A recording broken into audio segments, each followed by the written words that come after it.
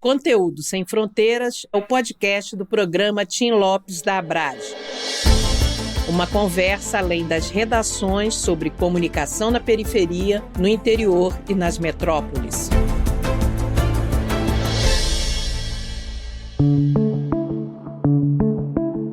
E hoje a gente tem mais um episódio do Conteúdo Sem Fronteiras. Dessa vez a gente vai falar sobre jornalismo na região amazônica. Por que a gente está falando sobre isso? Porque a gente sabe muito bem das dificuldades que se tem de se produzir conteúdo. Não só as dificuldades por conta dos deslocamentos, porque é uma área muito grande, como a questão financeira. Como financiar um veículo para você atuar nessa área? A gente vai falar também de ameaças, porque sim, as pessoas que estão produzindo conteúdo, elas já receberam e recebem ameaças. E para essa conversa, a gente convidou duas pessoas que estão fazendo um trabalho muito relevante naquela região. Uma é a Kátia Brasil, da Amazônia Real, e o outro é o Marcos Wesley, do Tapajós de Fato. Oi, Kátia. Oi, Marcos. Tudo bom? Olá, Angelina, como vai? Como vai, Marcos? Um prazer estar com vocês. Olá, meninas, que alegria estar aqui com vocês também, para compartilhar muita experiência, com certeza. De primeira, eu já sou amiga de infância do Marcos, porque chamou de meninas. Olha, que coisa linda, gostosa, é isso mesmo, a gente está aqui fazendo uma conexão. Rio, porque a Kátia está no Rio agora, e a gente está fazendo a conexão também com Santarém.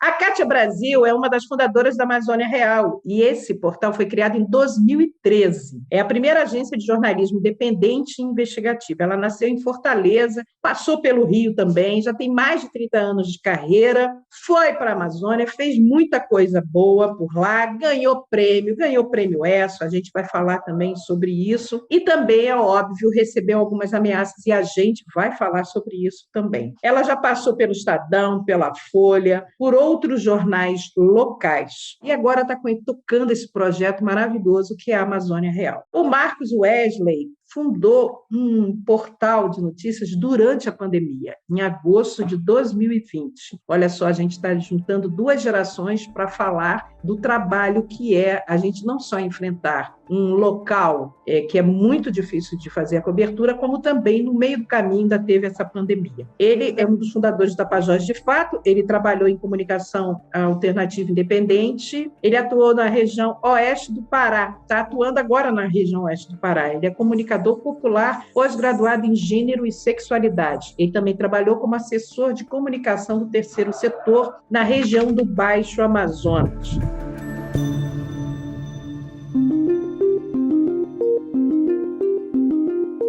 Marcos, eu queria que você começasse a falar o seguinte, você, comparando com a Kátia, que já está com a Amazônia Real desde 2013, você fundou agora em 2020. Por que vocês fundaram durante a pandemia, vocês criaram esse portal? A gente tem uma história que ela vai bem antes desse processo todo, né? Mas, na verdade, começa basicamente há muito tempo atrás ainda, no nascimento, porque eu nasci numa família que é totalmente ligada aos movimentos sociais. Minha avó foi dirigente sindical do STTR de Belterra por muito tempo, né? Então, eu cresci nas fileiras da luta do movimento sindical em Belterra, vendo minha avó lutando contra o avanço do agronegócio na região e tudo mais. E quando eu cresci, não tive muito por onde correr, né? Fui me estabelecendo em alguns espaços, inicialmente através do movimento artístico-cultural, por ser músico, por ser do teatro também, e fui migrando aos poucos para o movimento social, né? Através do movimento Tapajós Vivo, a partir daí me relacionando com o movimento social, até que eu fui trabalhar na assessoria de comunicação do STTR aqui de Santarém. Lá existiu a possibilidade de criar uma rede coletiva, né, colaborativa com os STTRs de toda a região. E nós percebemos em várias reuniões que nós precisávamos ter um veículo de comunicação que fosse, de fato, do movimento social, já que os veículos de massa nunca davam bola para as nossas pautas, nunca noticiavam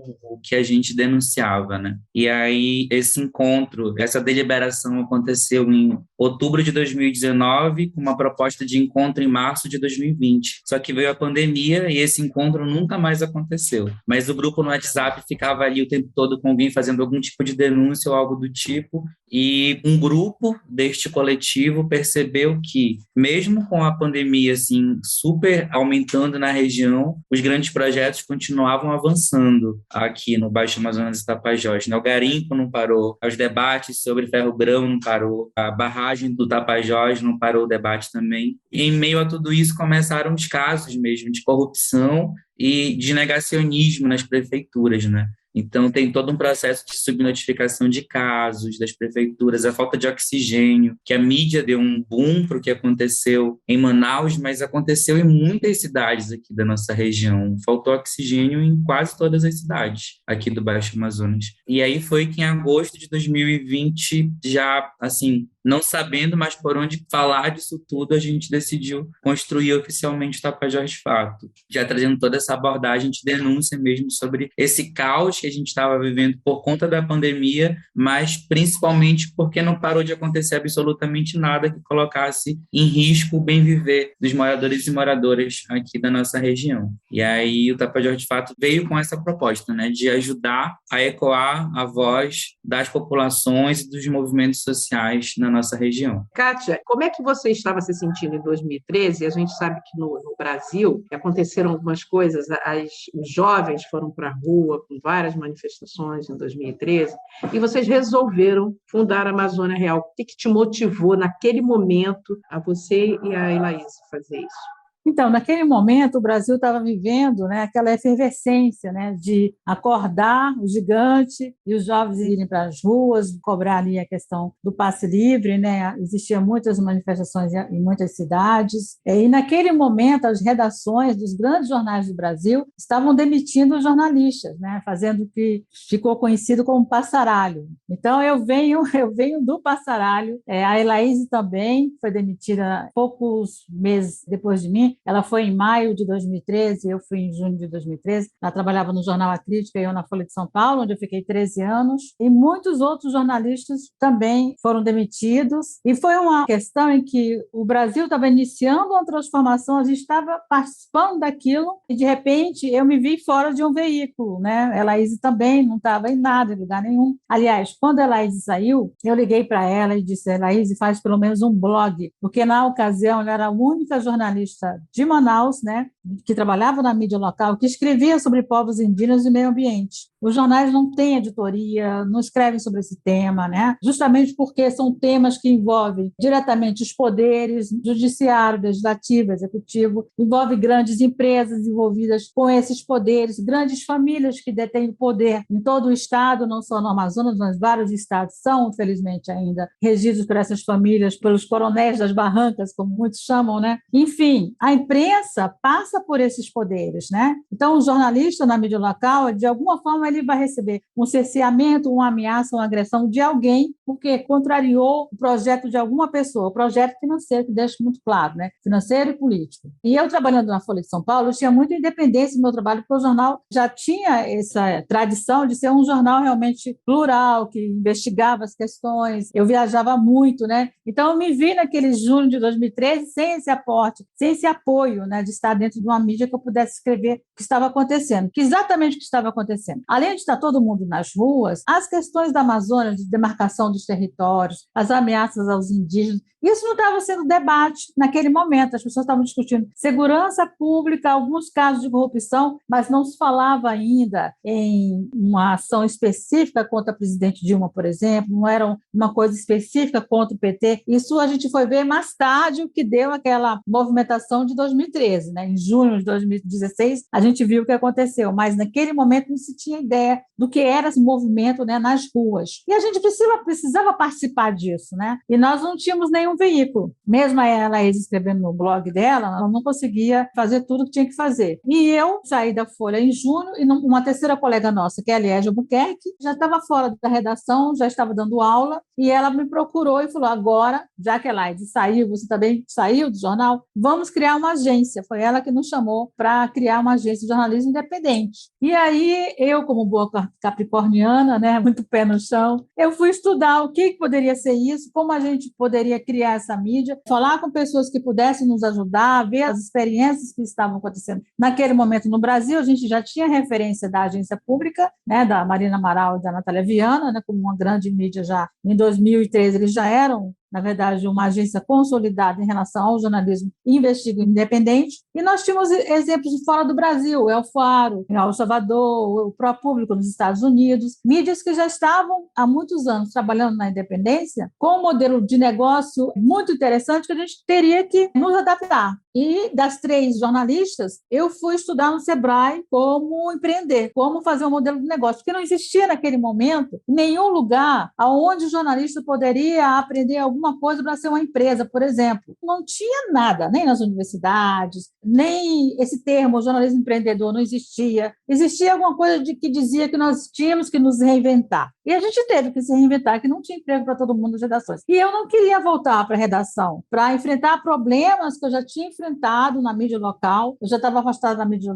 local desde 1996, eu me afastei da mídia local. O último veículo que eu trabalhei foi a TV Cultura de Manaus, onde eu tive sérios problemas de cerceamento da minha liberdade de expressão e da minha liberdade de imprensa também, né? Muitos problemas com o governador, muitos problemas com editores, né, que não deixavam eu fazer as reportagens. Então, foi nesse momento que a Amazônia Real nasceu com a missão de justamente dar visibilidade às questões da Amazônia, porque a gente não via isso na imprensa local nem nacional, de um modo ainda muito, digamos, marginalizado, preconceituoso. E também a gente precisava democratizar a informação. O site tinha que ser liberado com todos os conteúdos de graça para que os próprios indígenas nas aldeias pudessem ler, então a gente não podia colocar assinaturas. Então a gente foi falar com pessoas que estavam atuando para abrir esse campo para os jornalistas, e um deles foi o professor Rosenthal Alves, e me orientou a Liege também, numa reunião que nós fizemos. Abrimos a agência Amazônia Real, porque as pessoas conheciam a gente como jornalista dos jornais onde a gente trabalhava, mas ninguém conhecia a gente como diretoras de algum veículo. E aí a agência nasceu em 2013 com essa missão e com esse dever, né, de realmente contar a realidade da região, que é imensa. Quando você fala assim, eu tive vários problemas com a mídia local. O Marcos também, ele passou por uma assessoria de comunicação, então ele viu o outro lado do balcão, o que acontece. A mídia, em geral, ela fecha os olhos para o que está acontecendo na região amazônica.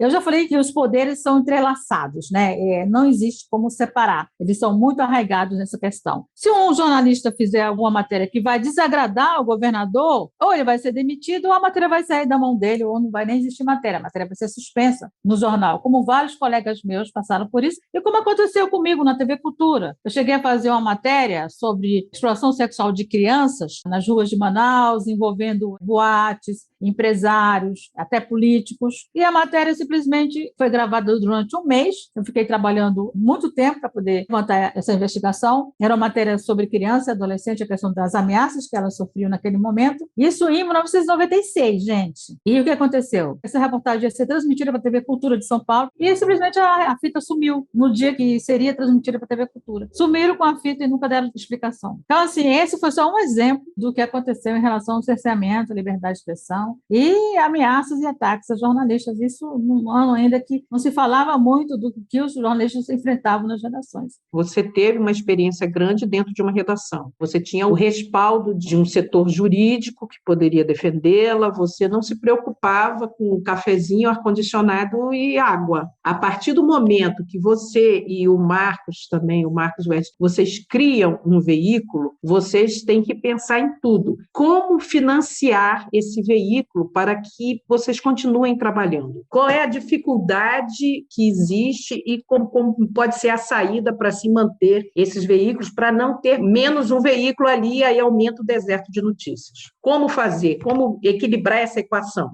A Amazônia Real, ela nasceu independente na sua essência. E é independente de quê? A gente sempre colocou muito claro que nós não poderíamos receber recursos públicos de fontes de prefeituras, governos, políticos, como muitos sites de Manaus fazem isso tranquilamente, eles trabalham dessa forma e eu não entendo como alguém pode dizer que é independente se ganha dinheiro público e se faz exatamente os acordos com os políticos para que saia só esse tipo de matérias oficialísticas, na verdade é isso. Então, nós fomos para o lugar mais difícil, no início, a gente investiu com nossos próprios recursos, a minha demissão da Folha, por exemplo, eu deixei de comprar o meu apartamento e investi 1 ano de trabalho exclusivo para a Amazônia Real. Eu me dediquei à agência Amazônia Real, custeando meus próprios custos, como se eu estivesse sendo bancada por um outro veículo, mas não, eu estava sendo bancada por mim. Então, assim, a Laís também, com os próprios recursos dela, se manteve um bom tempo, e depois a Liege saiu, né, foi realmente dar aula, seguiu para o caminho da academia, e a gente começou a buscar recursos dos leitores, que é muito difícil no Brasil, é muito diferente dos Estados Unidos, quando tem aquelas empresas, pessoas físicas mesmo, que fazem doações até milionárias para os sites independentes, porque entendem a importância desse tipo de jornalismo para a democracia de um país, inclusive, né? Mas o brasileiro não entende isso ainda, é muito difícil a gente conseguir captar recursos por eles. E nós vamos buscar, a partir de 2014, as fundações e organizações que apoiam a mídia independente e o acesso à mídia na Amazônia, como a Fundação Ford, a CLUA, e hoje nós temos financiamento da Open Society, temos apoio de projetos com Repórteres Sem Fronteiras, mas isso em 2013, 2014, 2015, quando a gente estava começando, em alguns momentos a gente achou que ia desistir mesmo, porque chegou um momento que até minha filha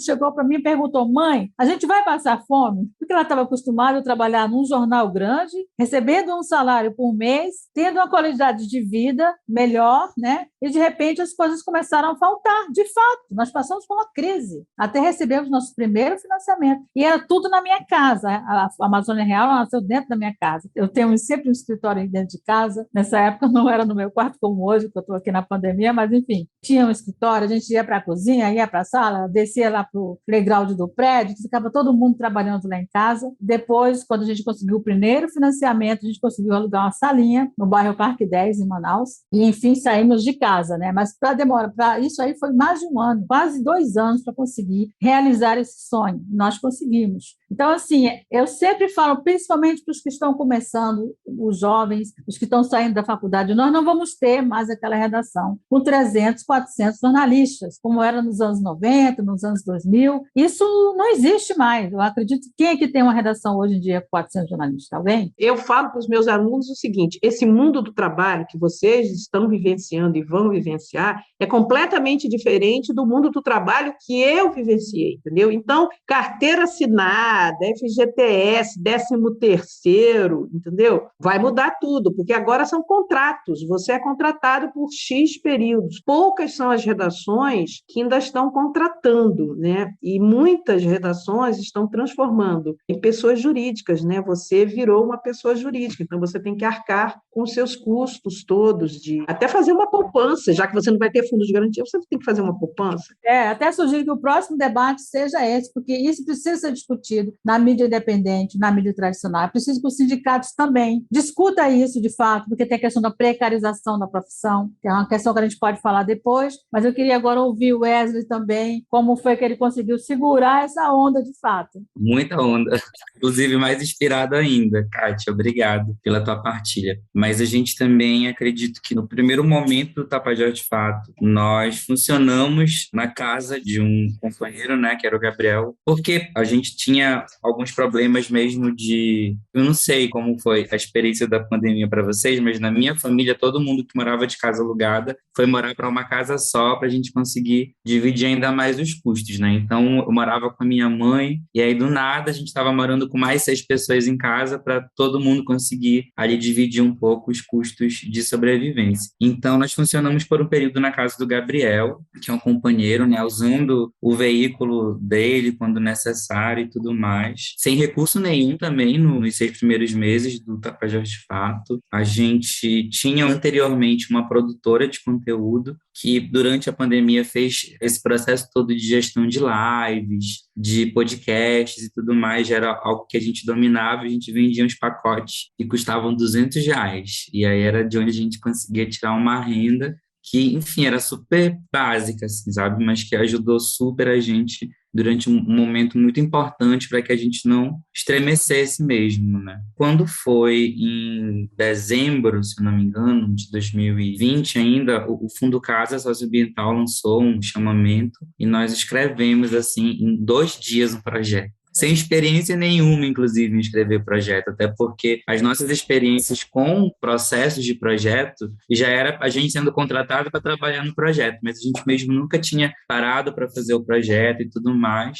E foi que a gente conseguiu esse financiamento. Nosso primeiro financiamento veio através do Fundo Casa, né? E foi como a gente conseguiu sobreviver durante um período bem significativo, até durante uns 6 meses, mas ainda assim todo mundo precisando fazer alguma outra atividade para complementar a renda, né? E hoje, graças a algumas redes que a gente foi construindo, foi trilhando ao longo desse período, a gente consegue ter uma equipe bem maior, né? Todo mundo também sendo remunerado por isso. Só que a gente também teve esse mesmo princípio, Kátia, de não aceitar o financiamento de prefeituras. Inclusive, nós fomos procurados pelas 3 prefeituras daqui da região metropolitana de Santarém. Fomos procurados pela mineradora, que a gente, de vez em quando, está aparecendo no portal, né? Fomos procurados por 2 portos que querem se instalar aqui na região e são propostas extraordinárias, assim, sabe? Tanto para o Tapajós de Fato quanto para o pessoal mesmo. De vez em quando vem um convite para algum membro de nós fazer parte da equipe deles e é um salário gigantesco, um plano de saúde extraordinário, um deslocamento maravilhoso na sede de Santarém. Mas a gente realmente para pensar que se a gente acessar esses recursos, a gente vai perder a voz, a gente não vai conseguir, a gente vivencia muito isso. A gente teve durante anos aqui em Santarém um veículo de comunicação que era do povo, que era da base, que hoje está totalmente corrompida. Pela metade da programação dessa emissora de rádio é da Alcoa, basicamente, né? É de mineradora dedicada a veicular conteúdo que fala bem do que só destrói nossa região. Quer dizer, é difícil esse equilíbrio, né? Porque a tentação existe, né? Eles vêm com a tentação, vêm com uma grana, vêm com uma segurança, e vocês dois que estão tocando agências, né, de comunicação, vocês sabem muito bem que a gente vive na corda bamba, né?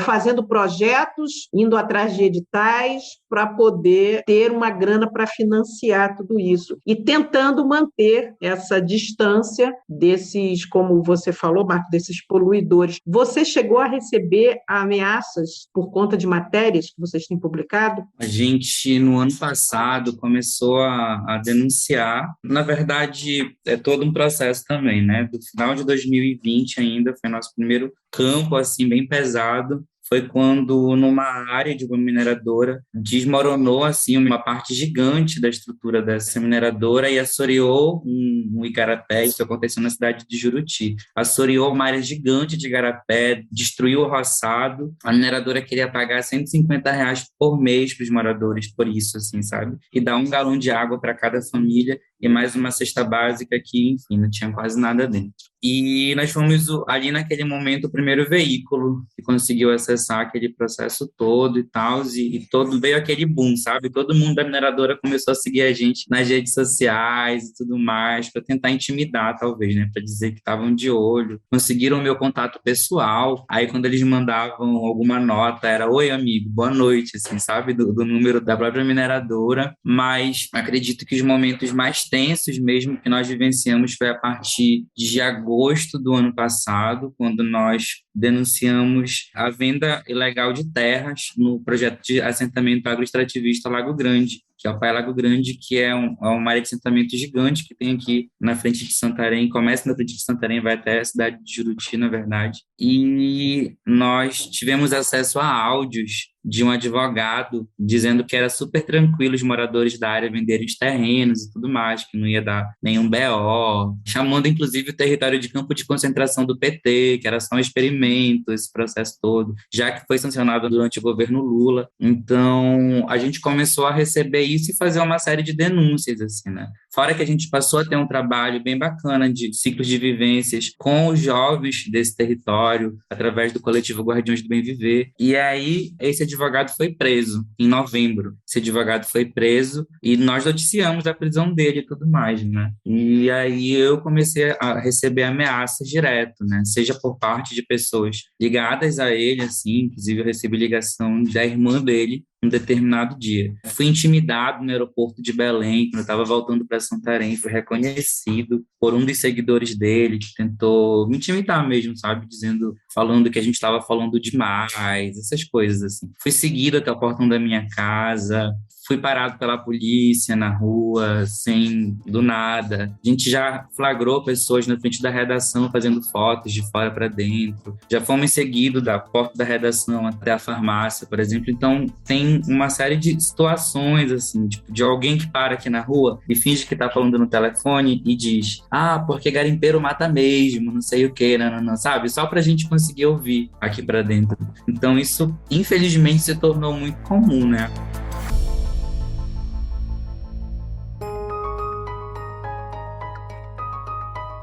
Eu queria fazer uma pergunta para o Wesley, como é que está a proteção de vocês? Qual os mecanismos que vocês estão utilizando de proteção? Porque isso é muito grave, né? Você está relatando, é gravíssimo. A gente, graças a Deus, sempre teve muitos parceiros, assim, por perto. E aí eu vou destacar dois, que é a Escola de Ativismo, não sei se vocês conhecem eles, mas eles são super parceiros nossos, então a gente criou um protocolo de segurança para mim, um protocolo de segurança para a redação, né? Porque em algum momento eu acabei sendo a cara do Tapajós de fato nesses espaços, então basicamente por isso que eu sou alvo, né? Inclusive nem fui eu que fiz a maioria dos textos, mas eu que sou alvo das ameaças, então foi feito um protocolo de segurança para mim, que está sendo inclusive atualizado, esses dois protocolos, e o outro para a redação. Além disso, a gente instalou cerca elétrica por aqui, câmeras no ambiente para tentar acompanhar esse fluxo, né, identificar e tudo mais. Mas a gente tem tomado essas medidas, né? Além do acompanhamento com a Terra de Direitos também, tem auxiliado a gente nesse processo todo mesmo de assessoria jurídica, de acompanhar na delegacia, quando for necessário, mas a gente tem buscado exercitar no dia a dia esse protocolo mesmo de segurança. Tipo, grupo no WhatsApp a gente não tem mais, a gente usa outro aplicativo para trocar mensagens, por exemplo, que é mais seguro. Então, a gente tem buscado vivenciar dessa forma no dia a dia. E é interessante vocês buscarem redes para vocês terem esse apoio, né? A Abrage tem programa de proteção legal que dá suporte com advogados a pessoas, né, geralmente comunicadores, jornalistas que trabalham distante das grandes cidades e que sofrem ameaças, às vezes sofrem assédio judicial também, né? É sempre bom ter esse apoio de outras redes, é ficar em contato. A gente não está sozinha, a gente está todo mundo junto, trabalhando para poder a gente enfrentar. Você está passando por essa questão agora e a Kátia também já passou por ameaças, né? Como é que foi a sua situação lá atrás, Kátia, e como é que está hoje? Me formei no Rio de Janeiro, né? Minha família está aqui. Eu fui para Roraima em 1990, quando o estado era recém-criado, era território, né? A Amazônia era pouquíssima falada, a gente tinha mais ou menos ali a grande figura da Amazônia, o Chico Mendes, né, que foi assassinado em 1988, era a influência que eu tinha e também do que o Jornal do Brasil publicava, né, matérias do Zueni Ventura. Então, assim, eu era muito encantada por isso, mas consegui um emprego para trabalhar no jornal que ia ser aberto e fui para Roraima trabalhar. E lá eu trabalhei em jornal, trabalhei na TV Educativa. Na TV Educativa, eu fiz uma cobertura da morte de um conselheiro da Ordem dos Advogados do Brasil, Paulo Coelho. Ele foi assassinado na frente de casa, porque ele tinha acabado de ser eleito conselheiro da Ordem. E ele fez um discurso dizendo que havia suspeitas de corrupção, questões também da nomeação de policiais, desembargadores, envolvimento do governador com um certo desembargador, enfim. E aí ele foi assassinado no decorrer da investigação, e eu fiz tudo para a TV Cultura, eu mostrava as pessoas que eram acusadas, enfim, foi uma loucura. O crime foi federalizado, porque na Polícia Civil não andava, então, no final, foi comprovado que o desembargador e os dois filhos do desembargador, que eram policiais civis, tinham envolvimento com o crime, eram os mandantes, né, e tudo. Teve pistoleiro, e aí, numa das conversas com o desembargador, que eu tive que ouvi-lo, né, ele me ameaçou de morte, né, ele disse que,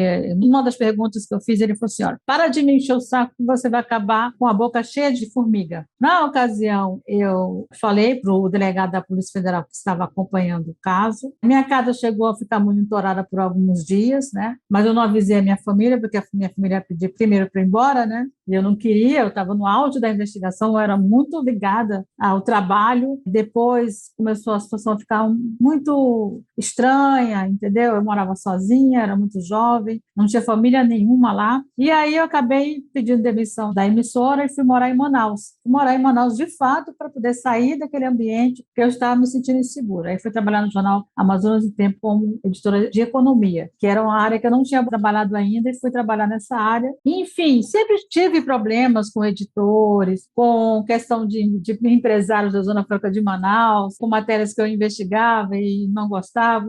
Então, assim, a maior ameaça em relação à morte foi essa. Teve outras ameaças de ação judicial, por exemplo, na Folha, eu fiz uma reportagem com os controladores de voo que fizeram aquela manifestação nos anos 2000, que eles pararam todo o tráfego aéreo, né? E eu fiz a entrevista com eles, foi uma entrevista toda marcada, combinada, gravada, né? E eles entraram depois com uma ação na Justiça Militar dizendo que não tinham dado entrevista. E ficou um processo imenso na Justiça. Mas a Folha, com o seu departamento jurídico, né, conseguiu reverter, e eu tinha provas que tinha entrevistado eles. Então, assim, todos os processos que foram colocados contra o meu trabalho, eu venci todos. Inclusive, venci um que também era de um caso, também foi de um desembargador, que ele e a filha estavam envolvidos em adoção ilegal de criança. E quando eu fiz a reportagem, eu era do Estadão ainda. Eles entraram com uma ação e também perderam, porque eu tinha todos os documentos. Então, eu sempre fui uma jornalista muito cuidadosa com essa questão das provas, das gravações, sempre gravei tudo, que era realmente a prova que eu tinha, e também, assim, muito atenta nas repercussões dos casos. Antes de sair da mídia tradicional, na própria Folha, eu tive um ataque severo no Amapá, que foi por volta de 2012, 2013, eu fui cobrir uma questão que envolvia corrupção de votos contra o senador Capiberibe. Ele era acusado de comprar votos e tudo, e acabou sendo cassado o registro dele como senador, e a denúncia era de um outro senador, não vou nem dizer o nome, mas o outro senador armou com várias pessoas essa compra de votos para incriminar o Capiberibe. E aí eu fui investigar, acabei entrevistando, eram duas mulheres, entrevistei as duas mulheres. Na ocasião, o marido de uma pediu para filmar a entrevista, eu achei que poderia filmar, filmei. E eu estava de óculos escuros, porque nós estávamos fora de uma casa, assim,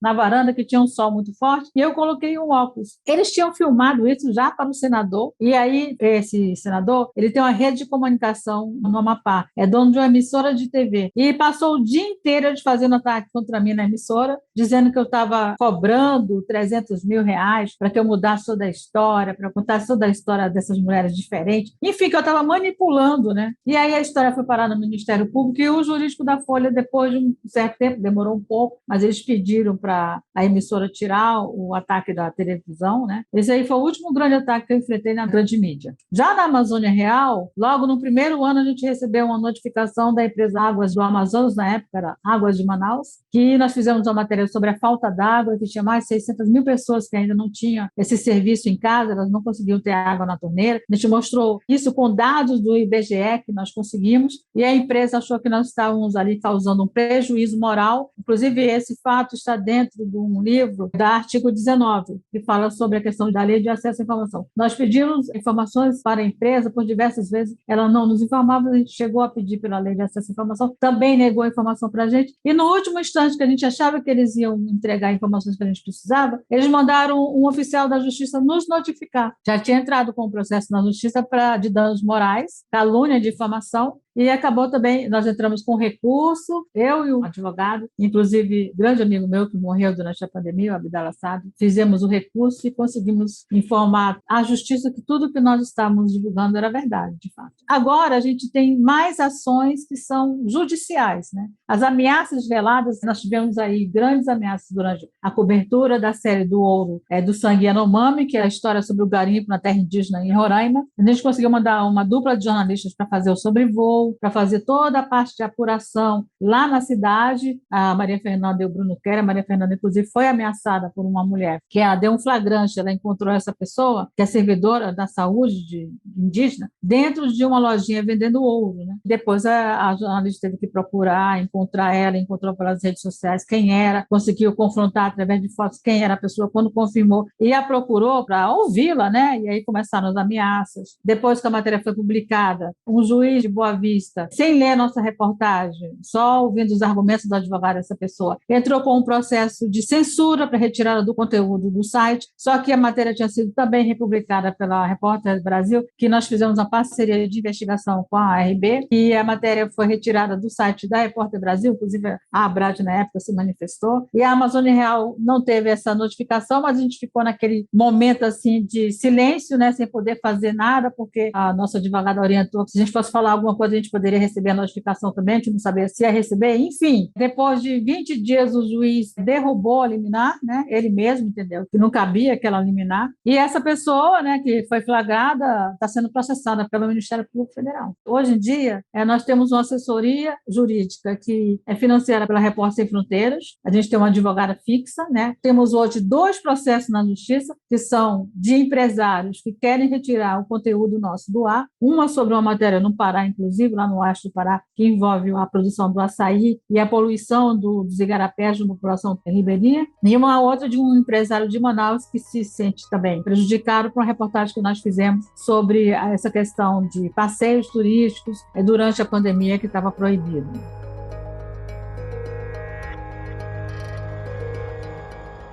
Temos vários protocolos hoje de segurança. Estamos agora finalizando um projeto que é para nós termos segurança melhor, não só internamente, mas também nas viagens, né? A gente tem protocolos para colocar o jornalista em campo, mas com todo o cuidado. Assim. Eu sempre digo assim, eu enfrentei muitos problemas, e muitos jornais que eu trabalhei, muitos editores que eu trabalhei, não me davam muita orientação do que eu tinha que fazer. Eu fui aprendendo a fazer sozinha. Na Amazônia, numa época que muita gente não andava pela Amazônia, né? Eu fui de uma época, Angelina, que os grandes jornais tinham correspondente. A Veja tinha correspondente de Belém, o Jornal do Brasil também, Manaus tinha correspondente da Folha, do Estadão, tinha freelancer do Globo fixo, nós tínhamos correspondente até no Amapá. Daí a importância de vocês, criando veículos, de vocês estarem fazendo matérias e mostrando essas histórias que não aparecem na mídia tradicional, né? Isso é muito importante. Mas olha só, a gente falou aqui de ameaça, a gente falou de dificuldade de financiamento, a gente falou de precarização do nosso ofício, e ainda assim, eu sou uma pessoa otimista, eu acho que vão surgir mais veículos ainda e a gente tem que incentivar as pessoas a fazerem veículos. Depois de tudo que você ouviu, Marcos, da Cátia, de todo esse périplo que ela passou, você continua animado a continuar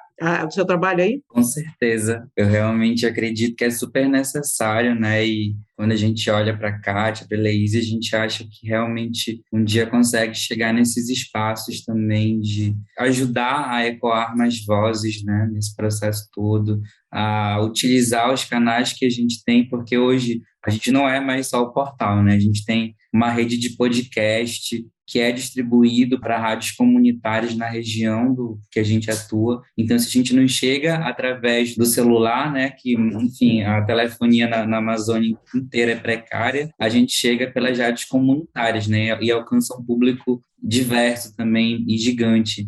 Então, eu acredito que a gente tem a possibilidade de se reinventar e se fortalecer a cada dia, né?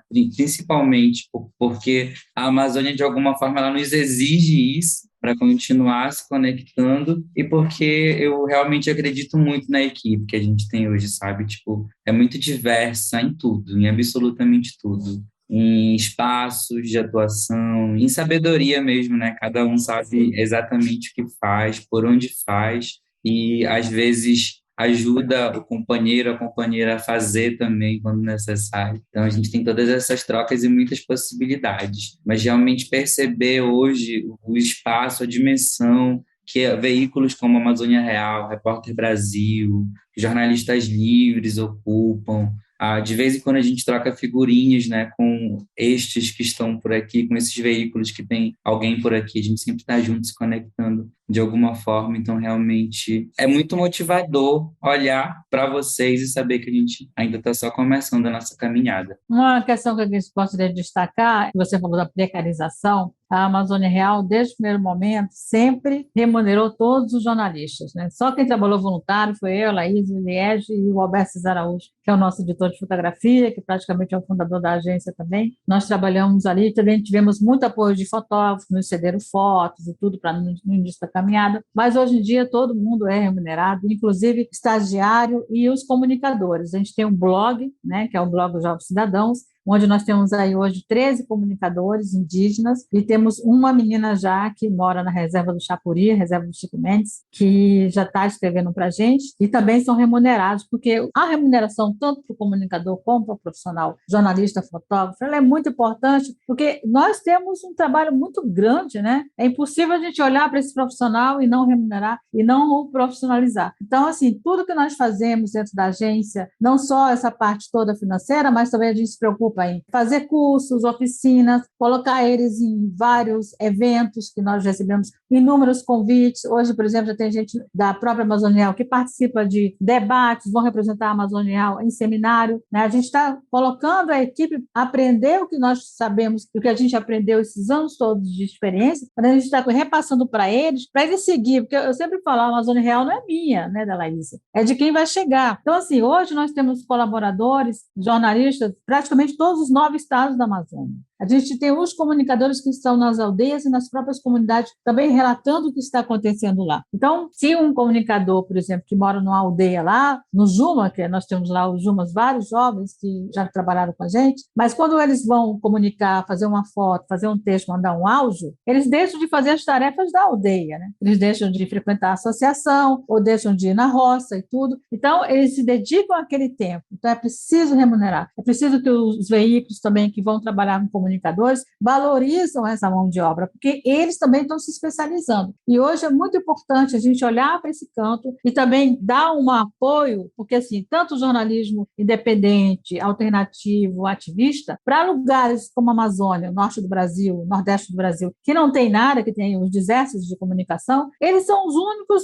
ali para informar ou ninguém, né? Ou não tem ninguém. A Elvira Lobato mostra isso muito bem no livro que ela escreveu, Antenas da Floresta, percorreu o Norte e o Nordeste e viu ali que não tem ninguém que escreva, que faça alguma coisa relacionada ao jornalismo, à comunicação de uma sociedade pequena que seja, um município, um distrito, né? Então, às vezes, só tem ali o empresário que tem uma emissora local, mas é alguém ligado ao político, é alguém ligado ao governador, é alguém, entendeu? Ligado ao grande empresário e vai dominar aquela sociedade com notícias oficiais. E isso é muito arriscado para a nossa democracia e para a nossa liberdade de expressão. É muito importante a presença de vocês, o trabalho de vocês. A gente ia ganhar, como você disse, cada vez que termina um veículo, o deserto de notícias aumenta e isso é péssimo para a democracia. Meninos, olha só, a nossa conversa já está chegando ali na reta final e eu queria agradecer demais a presença de vocês, né? Eu já era fã da Kátia há muito tempo, agora virei amiga de infância do Marcos, óbvio. Vamos estar juntos, essa rede não se desfaz, tá? Eu queria agradecer demais vocês terem essa troca, né? E vocês trazerem assuntos tão relevantes para poder a gente discutir.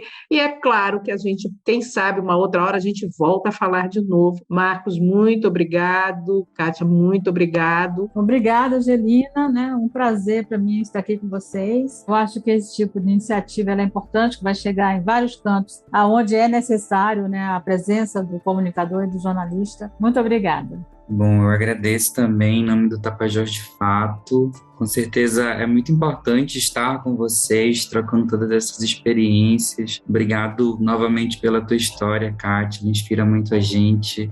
Obrigado, Angelina e Heloísa, pelo convite, foi muito bom estar por aqui. Espero que a gente tenha outros momentinhos para compartilhar ainda mais histórias por aí. Maravilha. E a gente fica por aqui com o Conteúdo Sem Fronteiras e é claro que a gente volta a qualquer momento. Beijo!